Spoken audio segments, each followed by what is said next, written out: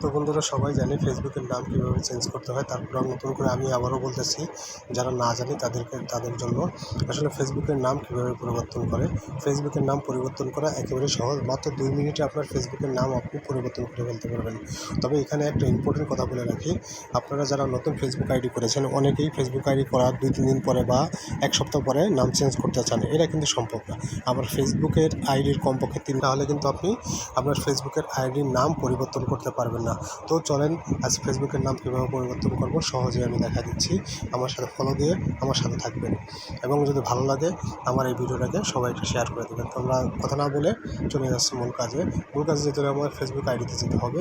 Facebook আইডিতে গিয়ে আমার যে প্রোফাইল রয়েছে সেই প্রোফাইলের উপরে পিকচারের উপরে একটা চাপ দিতে হবে। প্রোফাইলে চাপ দিয়ে আমাদের সেটিংসে চলে যেতে হবে।